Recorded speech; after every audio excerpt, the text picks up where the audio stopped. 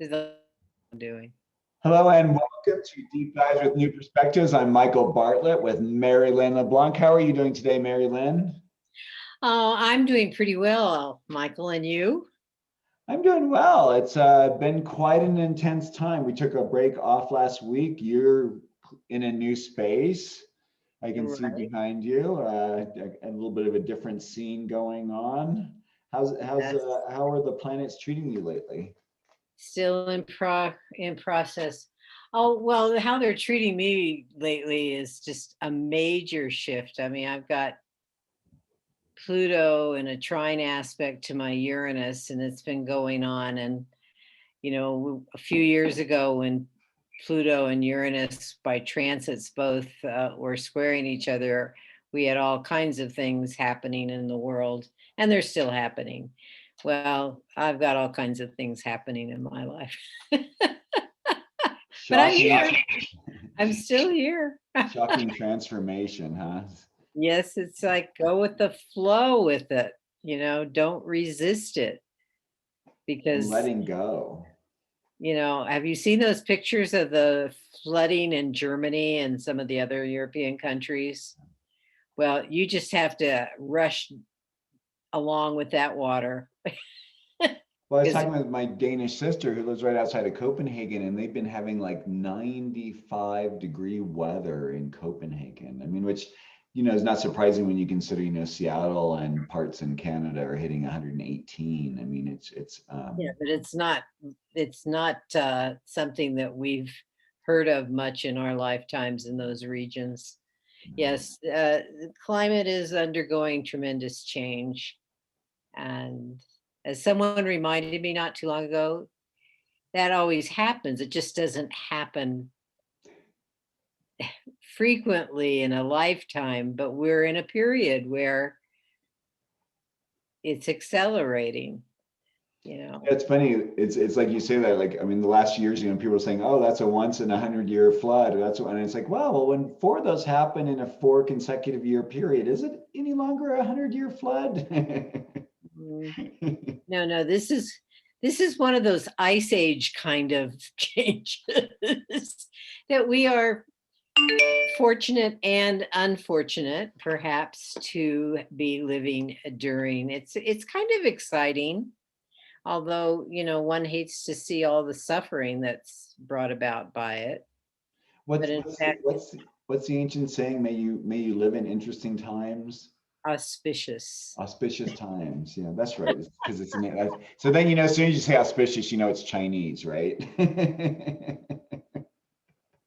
we Yes. don't use those words here in the West, even though in a way, I mean, isn't that what we're working with astrology? We're trying to find auspicious ways in which to relate with the planets, encouraging ways.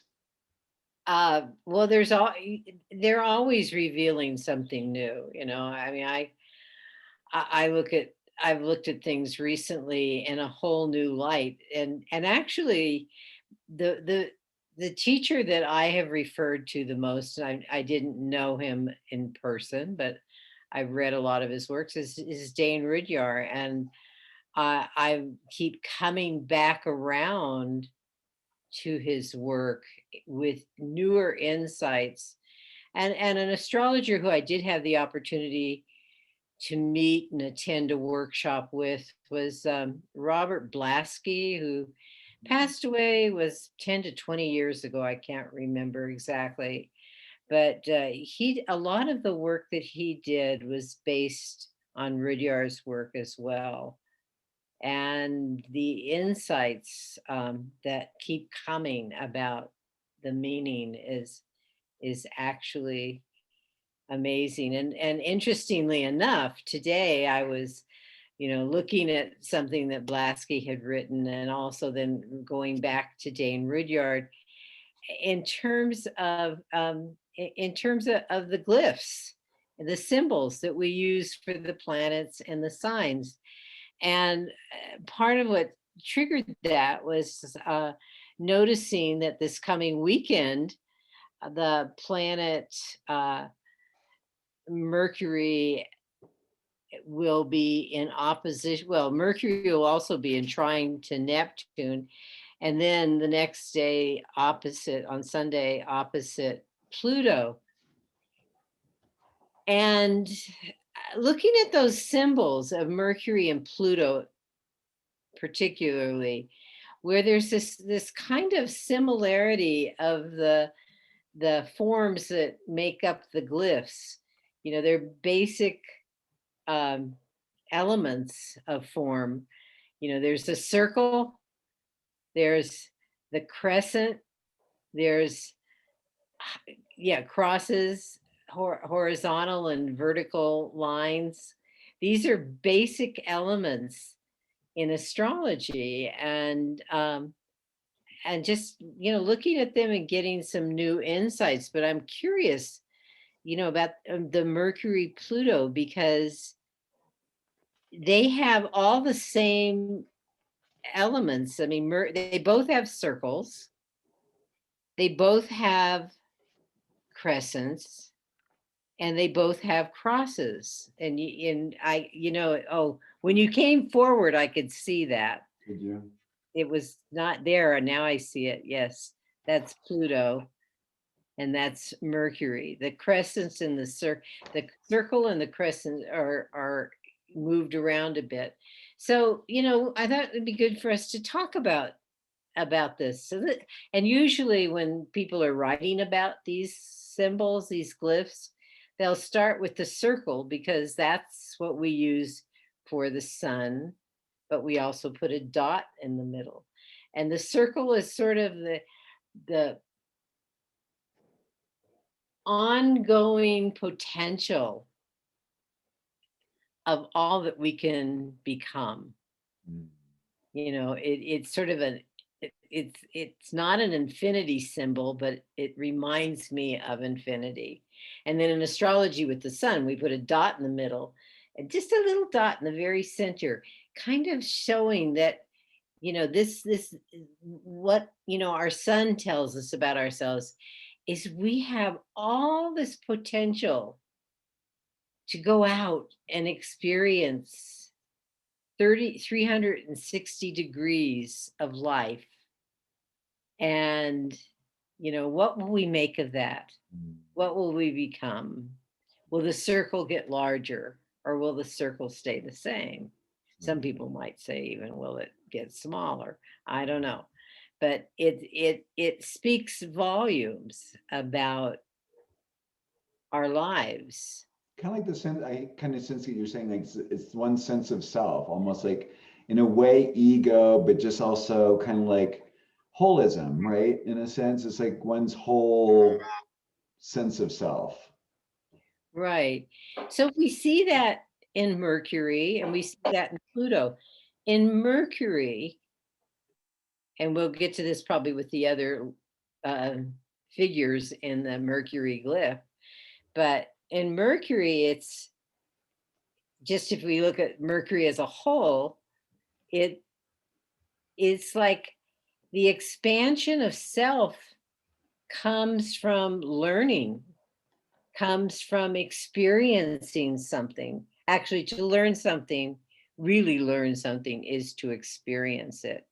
But often we learn some things completely in our minds, not exterior to us. And that really takes us to that crescent glyph, which is the first time we actually experience the crescent is with the moon. And the symbol for the moon, do you have the moon? Or are you going to draw one of those? I can draw a moon. The glyph that we use for the moon is the glyph of the crescent moon. Now, those of you that follow my moon minutes, not on my website, because I haven't been able to find the glyphs that will stay on them. But if you go to moonwise.libsyn.com, which are the podcasts of them, you will see for the crescent moon, you'll see that particular glyph that you, Michael, just put up. And basically, that form of the moon and that stage of the moon really are indicative of the potential that is possible with having the moon having just, few couple 2.5 roughly days before merged with the sun, with all the possibilities of being, all the experiences of being. And the crescent phase is when the most energy is put in to expanding that. And in some ways, our minds are equated with the moon in terms of this potential to expand the mind and continuously expand the mind. But it's also a part of Mercury. And that's that crescent that we see on the top of the circle. It's like the moon, in and of itself, when we are tapped in on an instinctual, emotional, everyday habit, that's our mind. When we're tapped in with Mercury, that's where all the intellectual energy feeds the mind and then feeds that circle of beingness to expand. Yeah, I was thinking that like Mercury is actually more thinking and thought and brain oriented, whereas the moon is more that cellular memory, right? It's that cellular thought because there is this instinctual way that we have of being, and the moon brings that up. And it's just interesting because I think of like, with the crescent on top, like how it is with Mercury, it reminds us of like how we can receive energy. It's like two antennae, right? It's Yeah. like bringing in, like carrying into something. And then, because these are also brothers, right? This is Hades and Mercury. So Pluto, the brother, rather than having that self, the self is like held down in it. So it's like this thing of like, there's implying some sort of a sense of more depth or a sense of like bringing it in and embodying it in a way. Would it? Right, holding on to it because like that crescent is like a bowl in that shape. Right. It's not a bowl tipped over. With No. the moon crescent, it's it's tipped over, which brings up, and I talk about this with the moon cycles, it brings up the possibility of not doing anything with the impulses of the new moon, where the sun, is giving more, with providing the moon as the bearer of consciousness, opportunities for growth in consciousness. But also at the crescent phase, we could spill that out or we could hold on to it. And the only way to hold on to it is to do something with it, to become aware of it and to do something with it. To But with transmute it, right? yeah. But with Mercury having it up there, it's holding, it's sort of like, we think about our education, and I don't just mean schooling, but we hold those things Mm. that we've experienced. And that feeds our being, our spiritness. It's there. And you think about women in indigenous tribes where they carry the baskets Mm. on their heads, and it's like a symbol in a way for there's we can always get the sustenance we need from the feminine, that is being receptive to what is there, whether it's the fruits of the earth or the fruits of spirit that And become the. I like that you bring that up because it's interesting in that Pluto and Mercury both have, Mercury, of course, is very androgynous, but Pluto also has this thing because Pluto contains the underworld, right? So in a way, that's the dark inner womb, also the dark sacred feminine. Is how I see it, in a sense. So that there's this interesting interplay with both of them, and that's what I think is nice about the idea of the crescent, like how you said it, the bowl. And I think of that like with a woman's pelvis, the bowl that carries the child into beingness. Well, and that fits with Pluto because with Pluto, the spirit, the circle, is contained inside the bowl, bringing up the notion of the feminine. Now we're not talking men and women, but the feminine is the true goddess, from, from which all things emerge, including spirit. It kind of feeds the idea, even though we think of Pluto in Greek mythology as a male and as a masculine energy, but actually as it connects with Scorpio, it's a feminine energy. Right. And I'm also thinking with it too of Jose Arguelles. I don't know if he's still alive, but he was quite active and prolific in his talks and writings back in, I believe, the 80s, 70s, 80s, around in there. And he wrote a book, a beautiful book called As Spacious as the Feminine, or The Feminine as Spacious as the Sky. I think that was it, the feminine, but it's coming to mind in terms of this ability to capture everything, including what we call our essence, our spirits. And therein lies Pluto. And as we talk about Pluto as uh the one of the gates we go through, the stages of transitions from one form to another, like the butterfly going through the cocoon to the chrysalis, and then metamorphosizing. Well, there's this whole thing, and there's a notion in that even spirit can metamorphize that word right. and and I guess that's something to ponder when we're in the next phase of existence, not here in the we could envision it here in the human. But in a way, it's like, I think it's again reflected in the Plutonian glyph, right? It's like it's also like holding the space of all possibilities of becoming the whole self, right? It's like the journey. It's the transmutation of our fears and our anxieties and our problems and our misunderstandings, and to become whole and to become powerful in our sense of self. I'm sorry, we were just talking about Pluto and you had to correct your dog, who actually she with her Merrylin. fine, she remember Pluto in the cartoons? I mean, she's not, doesn't look like that Pluto, but she has that sleekness that Pluto has. And maybe, Pluto is telling us that there is really, we always think of death as an end in this.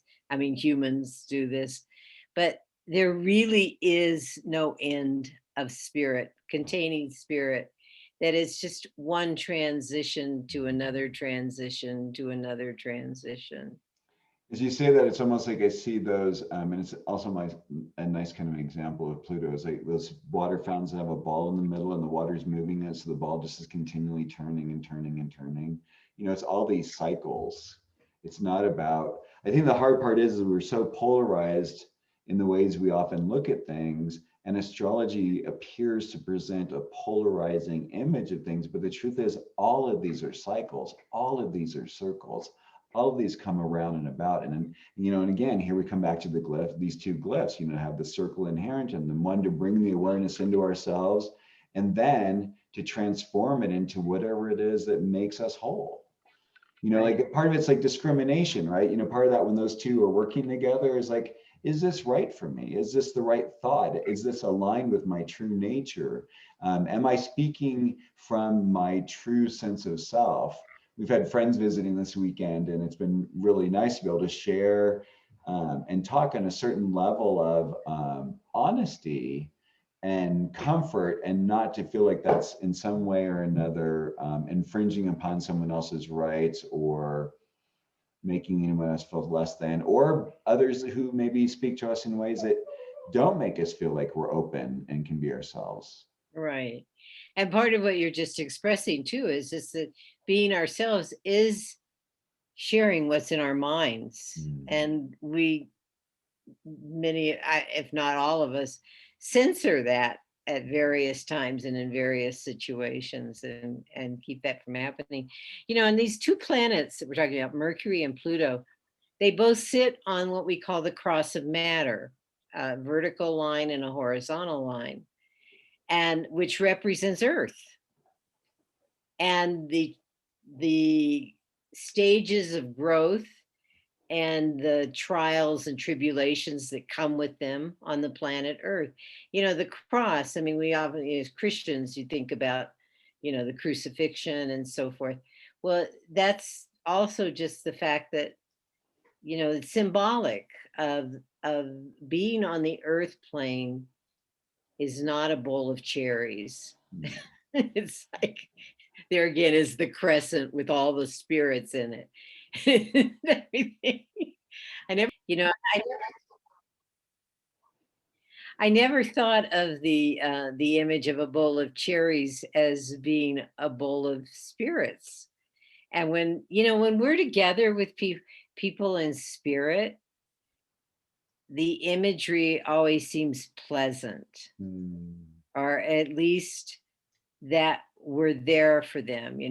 If there is a tragedy and you're there in spirit, meaning you're telling that person you're not alone, we'll get through this. So there's that kind of energy. And of course, these two planets are not the only two planets that sit on the cross of matter. I mean, I mentioned at the beginning that Mercury connects with Neptune on Saturday, and Neptune is that it has that cross of matter at the bottom, but it's a crescent with uh, part of the cross piercing through, and that's Capture more fish that way. Oh, how appropriate that is. Yes, bring more people into the fold. Isn't that interesting, with Christianity being symbolized by Pisces and the Neptune, the planet? Yeah, let's capture more. Well, it is. It's sort of like what I feel like is it's telling us that this consciousness that we're taking in, that it's not unique to ourselves. It's unique to all spiritual beings. Yeah, there is this kind of and that sort of gives reason for why we're here, you know. And they're the three brothers, and it's interesting because Neptune got the seas, Pluto got the underworld, and Mercury has true freedom, right? Mercury gets to go basically wherever the heck he wants, Right. which is really very incredible. And so I often see when there are these connections that are going on with Mercury and the other planets, is there's almost like this stitching or this connecting of those larger transcendental ideas into a way that we as individuals can kind of like process and place them somewhere in our understanding. Right. You mentioned Zeus. We hadn't talked about Jupiter, actually. And I was thinking that not those 2 days. Well, yes, on Sunday, the end of the Sunday evening, the moon conjoins Jupiter in Pisces, and talking about Piscean crescents or whatever. And what's interesting is that Jupiter is that cross of matter. And then over on the left side is the crescent. And the crescent is facing horizontally, just sort of like the crescent moon, although sometimes she's at a tilt, where it's sort of the opportunity to take in, what's going on, or to spill it out. And when you think about education, there people have their innate abilities and so forth, but let's just take an even working field. I mean, take people who have gone to college. Some of them have taken in what they've learned, or even if they haven't gone to college, but I'm just trying to put a common playing field here. They've taken in what they've learned, but some of them, once they've taken the course, spill it out. They never go back to it again. And others actually take it all and mix it as they go along. And so there's that kind of sense, just like with the moon cycle at the crescent phase, I've often said this. Um, we have the opportunity to take some new insight and grow with it, or we can abort it, which, often, and I have to just talk about myself, can be the case because it happens so frequently on a daily basis, and we're so habitually ingrained with some of our personal stuff that sometimes it's hard to stay focused on something new. Sometimes it's just an excuse. It's a lack of understanding. Well, Jupiter has that connection to the crescent moon, and actually Jupiter is said to be exalted in the moon sign Cancer. So there's this. This is one of their connections that it's sort of like the opportunity to constantly learn. That Mm. learning is not an age 5 to 18 or 5 to 22 situation. It can be a daily to ongoing yearly experience uh, in one's life.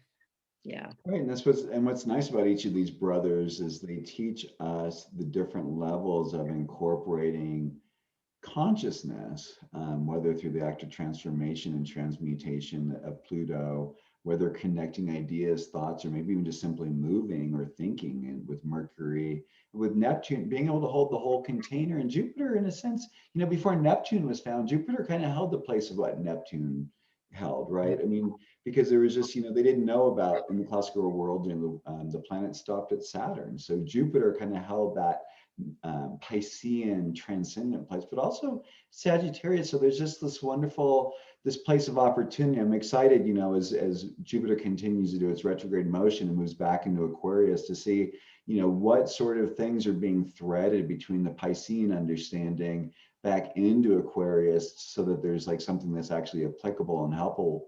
Applicable and of aid to for the greater good of humanity. Well, that's interesting. You're leading me into the glyph for Saturn. Saturn is the cross of matter. Right? And then we have an adaptation of crescent or crescents because it looks like an H. So it's sort of at the top part of it. It's sort of like the crescent figure of the crescent moon, but it ends up at another crescent, which is more like the balsamic Mm. moon. In some calendars, they'll say the first crescent is the waxing crescent, and the last one is the waning crescent or the balsamic. And what that says to me is Saturn is telling us we need to look at what we've taken in the past or neglected in the past. And then we need to decide what to do about it in terms of adding to our current behaviors and what to let go of.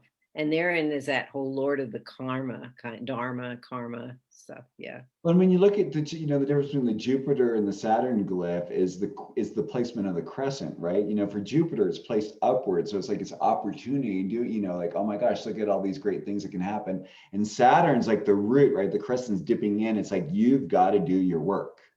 If you don't do the things here on the plan or whatever those steps are that are necessary, you're never going to reach that. Right. Right. Yeah. Right. So, there's these glyphs are so simple, and it's sort of like we use the alphabet for writing. Those are glyphs as well. They're so simple, but they speak volumes. And I know we didn't go through all the others, but the planets that we have addressed include all three: the crescent, the circle, the crescent, and the cross.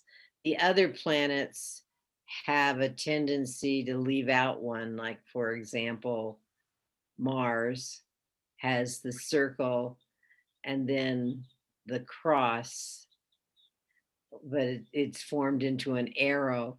Yeah, well, the cross on the very top of the circle has often stood for Earth, a circle with a cross directly on top. But initially, when you look up the history of these glyphs, sometimes Mars with the tilted thing, that was not so much an arrow as it was a glyph. That goes back to Jupiter or Sagittarius, and the arrow kind of, and that energy of going forward. There's variations on these parts of the glyphs as we go. But with that one, there's no crescent with Mars. Mm. And there's that kind of like, I'm going to act, I'm going to just do whatever. And with Venus, there's no crescent either. It's just the circle and the cross of matter. Right. Which right. leads us into understanding there's something, and then you can see kind of like how that would relate to being the rulers of Taurus and Libra, right? Scorpio. Yeah. And Aries and Libra. Yeah. Well, for Mars, yeah. Yeah. Yeah. Very caught up in the individual and the relationships. It's a very yeah. Interactive. Yeah, it's like, what is this? Anything else you want to say? I think that's it for today, Michael. Feel It's free. like we've kind of explored a little bit. I mean, there's more to be said. There's glyphs with the zodiac signs and their renditions of these same basic forms. So, Michael, where can you be reached? How Well, can first of all, I want to say, if you guys are still watching and listening to this point, thank you so much. Please hit like, please hit subscribe if you're not already subscribed. Please share with your friends. We love comments. We love your feedback. It's great to hear from you. I can be found on my website, coremichael.com, coremichael.com. Thank you so much. And everyone, wishing everyone well through these really interesting planetary movements. Merrylin, how can people find you? Yeah, moonwiseastrology.com. You can get all my contact information there, as well as check out Moonwise at ksfr.org. You can find podcasts of that show at moonwise.libsyn.com or go to ksfr.org under the program tab, our podcasts. So until next week, hopefully we'll get together again, Michael. Have a great one. And all of you out there, enjoy the summer. Take care. Thanks. Bye.